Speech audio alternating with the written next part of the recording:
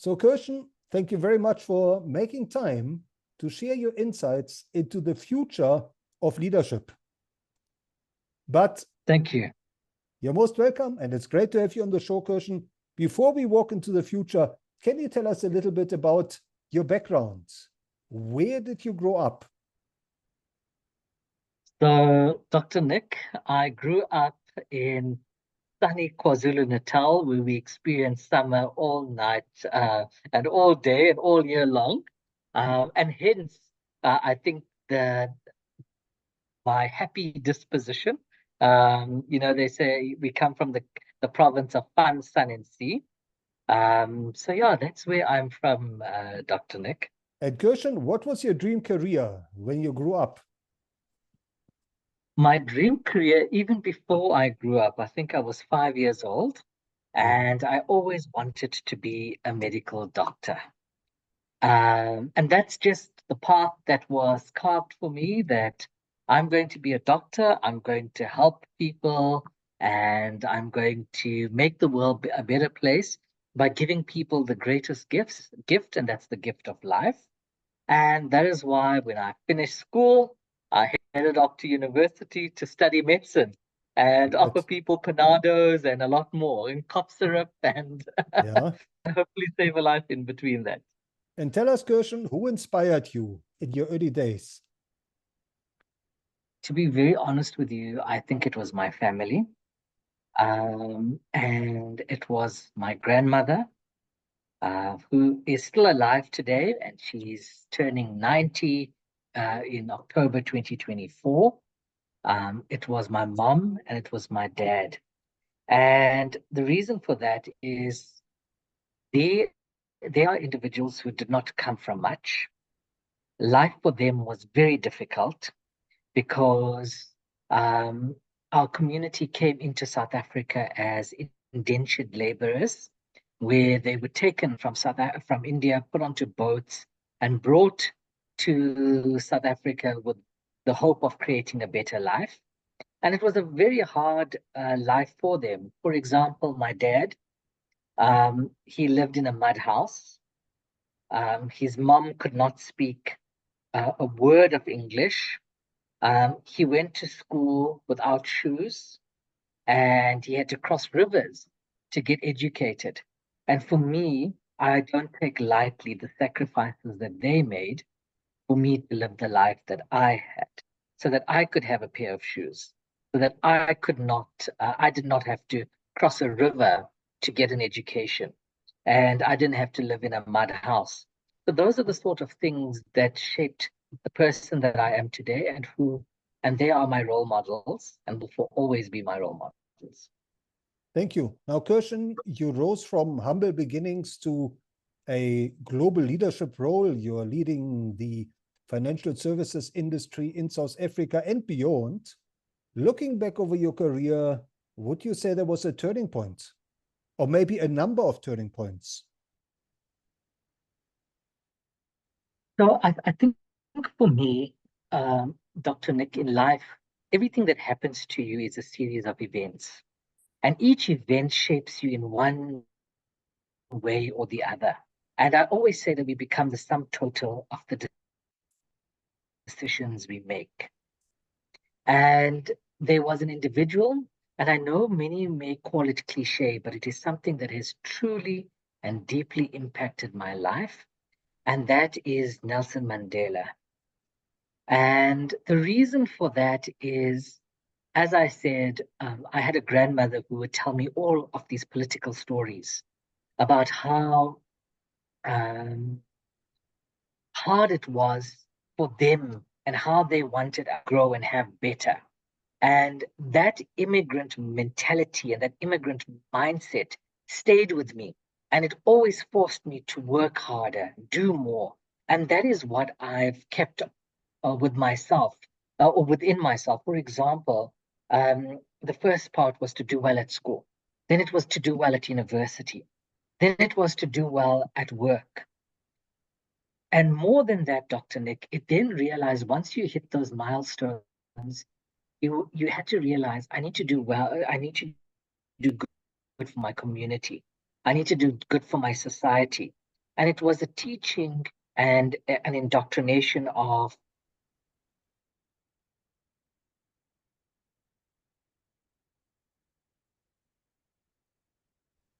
those that are next to you. And that's in essence what has shaped my life, is always realizing it wasn't a journey of self. It was a journey of many people coming together. And in order for us to progress, we have to help those that are to the right of us and to the left of us. Thank you. Now, Kershen, what would you say is driving you today?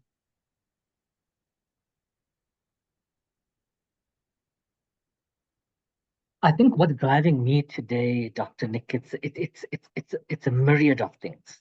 But most importantly, the degradation of ethical leadership, not just on the African continent, not just in South Africa, but at a global level, the degradation of ethical leadership. The fact that people have only focused on a profit mentality versus a prosperity mentality. For me, what drives me more is to ensure that we reintroduce values to society, particularly at a corporate level, at the highest of echelons, at the most successful organizations. Because for me, there is a gross lack in ethical leadership. There is a gross lack in education in human values, because people today are not driven by how can I better my community? How can I better my society, my country, my continent? And how can I better self? And we need to move away from self to others. From self to community. So looking into the future, Kershen, and I know it's a big question, but what does the future of leadership mean to you? It's a very big question, Dr. Nick, but I think when you break it down into its simplest format, what does the future of leadership look to me? It is an education in human values. It is asking ourselves three questions as leaders.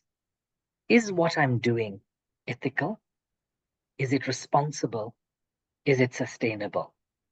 Because if we ask ourselves these questions, we'd find that many of these self-inflicted problems and challenges that we have, including climate change, would not be here today and would not be something that is putting at risk the human species. If those in charge, those in leadership roles, ask yourself the question, is it ethical? Is it responsible? Is it sustainable? So for me, when I talk about leadership and what does the future of leadership look at, it is a rediscovery of education in human values. It is a rediscovery of individuals understanding that to be a leader is not to be about self, but to be about others and our sense of community building. Now, Kershen, looking back over your career, what have you learned that you consider most important for building future leaders? In other words, what is it we have to do more to develop future leaders? And I think it's going to be I think because of my educational background as well, it's becoming a bit more biased towards this. But I believe in order for us to build more leaders for this country, for this continent, for our planet, we need to have an education in human values. That is what is fundamental. Because when you know better, you do better. And that for me is at the cusp of everything that a leader needs. Yes, you can get an MBA degree. Yes, you can get a PhD and go to business school and be the CEO of a Fortune 500 company that is listed in the top 10 in the world. But if you do not have an education in human values and you do not have that sense of doing what's best for society, truly, what are you building? What is the legacy you're leaving behind for the generations to come? Leadership legacy. Thank you. Now, Kershen, as you mentioned, these are challenging times as the world is stumbling from one crisis into the next. What is your advice for future leaders in terms of challenges? What are some of the biggest challenges they should expect to encounter and hopefully overcome in their career? So I think, Dr. Nick, the most important thing is when you are a leader, the saying that gets me through life is, heavy is the head that wears the crown. And every leader needs to understand at some point or the other, they are battling some or other challenge. And you're always going to have challenges because as leaders, you are assuming the responsibility of those in your charge. So the first thing that you need to come to peace with or understand is that as a leader, you're going to be facing challenges on a daily basis. And that's what you have put your hand up for. Sometimes leaders are born into leadership positions. Sometimes leaders work towards becoming a leader. But the minute you are considered a leader and you agree to take on that role, you need to understand that every day is going to be a challenge. Every day you are going to be fighting for those in your charge. It may be a small one today, it may be a big one the next day. But your ability to be resilient, your ability to stand true to your values and allow your compass to point true north all the time is what will get you through it. Because a true leader, their values don't waver or change as circumstances waver or change. Their values remain constant. And that value system and that sort of tool is going to allow you to always point true north. So it doesn't mean that you don't, for example, let's look at corruption. Your value system is your value system. Your compass must point true north. You can't have a problem with corruption because it affects other people. And then when you get a slice of that pie, corruption is not so bad after all. You need to come back to your value system. So I think for me, that is why I say an education in human values is most important. Because if people understand the difference between right and wrong and truly understand it, and we truly work for a sense of togetherness and community, and those values are built upon as a leader, as you go through life and it gets difficult to charter, you would be able to go back to the same principles. And you're asking yourself, is what I'm doing ethical? Is it responsible? Is it sustainable? And that in essence is what my pocket guide to leadership is. I always ask myself 3 questions. Is what I'm doing ethical? Is it responsible? Is it sustainable? And is my compass still pointing true north after I answer those questions?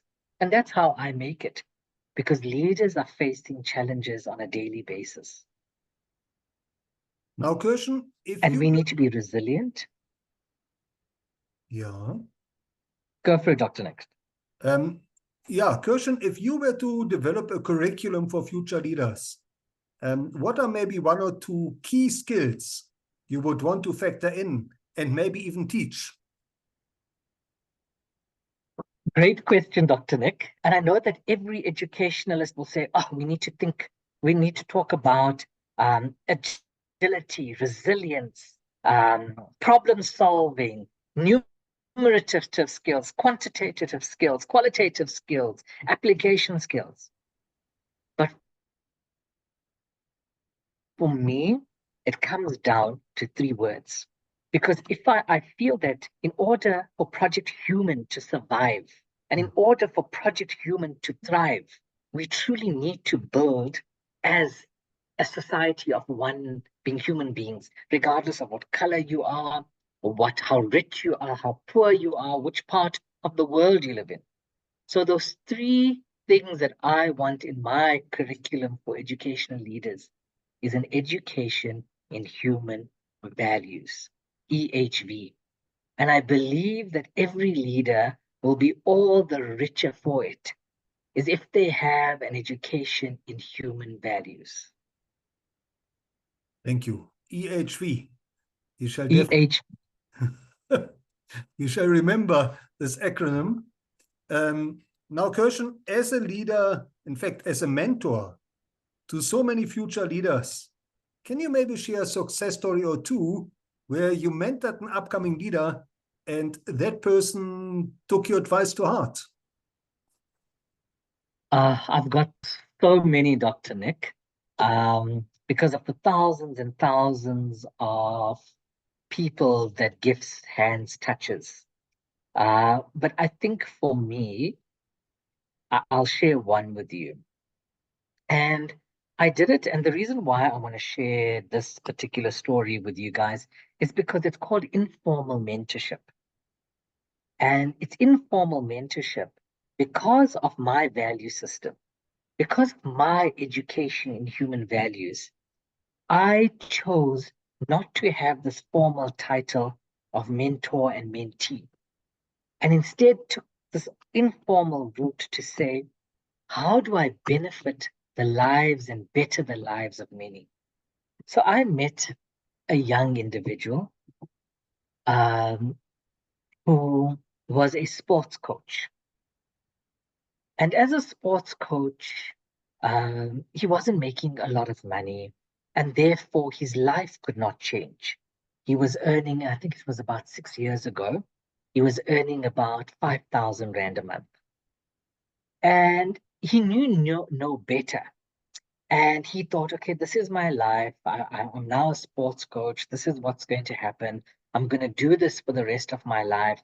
And I'm going to live this life forever. And unfortunately, this is the hand that life has dealt me. And this is what I'm going to have to live on a day-to-day basis. When I met this individual, although he was a sports coach, I met him doing menial tasks. And the menial task that I saw was a piece of rubbish was lying on the road side of this area that we all were in. There was hundreds of people that walked past it. But here was this young fellow who took that piece of paper, picked it up, and put it into the bin. And I was like, there's something special about this youngster. And then as we got along, as the day would progress, I saw how kind he was to the person next to him. I saw him when they were giving meals out, and everyone was running to grab their meal. He waited, and he stopped, and he said, "Let me pass it on to the next person. So have you got one? Have you got one?" And then eventually it got to the point where it was his turn to have it, and then he took his meal. But he understood very early that it's not always about self, and he wore his kindness openly. And in today's society and today's world, many people don't wear their kindness openly because it's taken advantage of. It's seen as a weakness, especially in leadership roles. Your kindness is seen as a chink in your armor. And we've been taught, be boisterous, be strong, do not show any chinks in your armor. And I said, here is an individual who's showing me his chink in his armor. And there were people that took advantage of him during that period. But I said, here's an individual that I can informally mentor. So I chatted with him and asked him what his life was. And I saw the possibilities of where he could go. This particular individual, I started to mentor him, brought him into our organization, taught him key skills, and asked him to be to manage a project for us. Small project, insignificant project, but I wanted him to understand what corporate South Africa looked like. From there, I saw his hunger and his passion. I groomed him into becoming a business development officer, then to a business development manager, managing Johannesburg, then managing international. Today, he's a global business development manager for Gifts. He has a family which I don't think he thought he would have. Mm. He makes money more than he ever imagined he would make and earn. He's visiting places and having experiences around the world that he never thought he would have. Mm.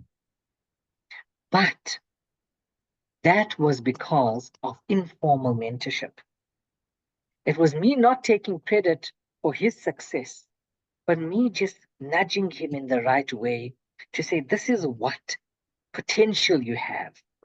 The decisions that you are going to make is going to shape your life. Let me help you and guide you to make the right decisions. And this young man has made those right decisions. And he's only going to soar. And the next 6 years look even better and even brighter for him. And the reason why I use this, and whilst I have formal mentees, and the reason why I use this informal mentorship, it's anyone can do it. And it all starts with random acts of kindness.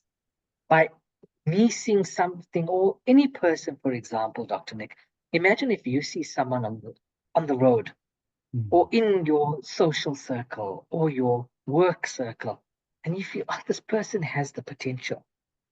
You don't have to formally say, I'm going to mentor you and you are going to be my mentee. Help them along that journey without them realizing it. You don't need the credit for that. Mm. But what you will be building is you'll be building more sustainable human beings. But also, what I want to caution people against is choose people that you want to guide and build wisely. Because not every person is born equal, and not every person has the right intentions. In life, we are taught about adders, subtractors, dividers, and multipliers. Mm. And you need to work with your adders and multipliers so that they too can go and add and multiply in society. So that's my little snippet on informal mentorship. Thank you. And I can go into the commercials of how well he's doing, but that's not important. A life has been changed. And he in turn has changed so many other lives. And he in turn has now got a family. And their lives are forever changed. And that is what true mentorship is about. Thank you. Now, Kershen, looking back over your career, are there any role models of leadership that you encountered and maybe worked with that you feel future leaders could learn from? Sure. I have been very privileged, Dr. Nick. I have worked with great, great, great leaders. And for me, I think I owe a debt of gratitude, and I owe who I am today to a collective, to a movement. And for me, my career started off at a company called The Unlimited. And it was a man by the name of Ian Buchan who founded The Unlimited. And his teachings, his values, and everything that he wanted to build, and everything that he poured into the most junior people entering that environment was not in vain, because I learned everything that I use today, more so than anything that I learned at a university, is I learned from The Unlimited. So for me, the debt of gratitude that I owe is to a man by the name of Ian Buchan and to an amazing organization called The Unlimited, where I met many, many leaders, too many to mention, all of whom have shaped my life for the better and allowed me to discover that I actually am a leader and that I actually have a purpose to play in this world. And that purpose is so great. And that purpose is to build a better Africa for others to inherit. Thank you. Now, Kershen, how can our listeners connect with you? and where can they follow you? So, Dr. Nick, I have to say I'm not the best on social media, and it's something that I need to work on. But for people that want to get to know me, they can go and they can Google Kershen Pillay, and a whole lot of information will come up. But to learn more about our organization and what we do, I'd encourage people to go to www.gifts.africa. That's www.gifs.africa, where you can get more information. You can follow me on LinkedIn. That's at Kershen Pillay on LinkedIn. And I will be more than willing to engage with anyone who shares common vision. And that common vision is to build a better Africa for others to inherit and to help me keep the Madiba legacy alive. That we can build a nation and a country and a continent that is second to none. Thank you.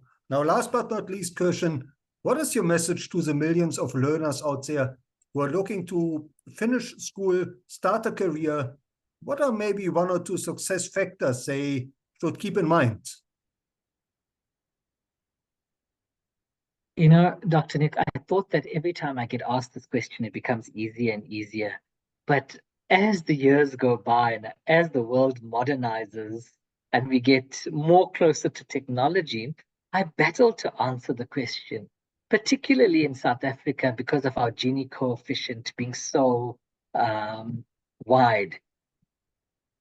But I think for me, putting everything on an equal playing field from those who have and those who do not have. Just have a hunger. Have a hunger within you to succeed and to be the best that you can be. And you will find that resilience, agility, obstacles, all of that will find a way of disappearing. No mountain will be too high for you to climb.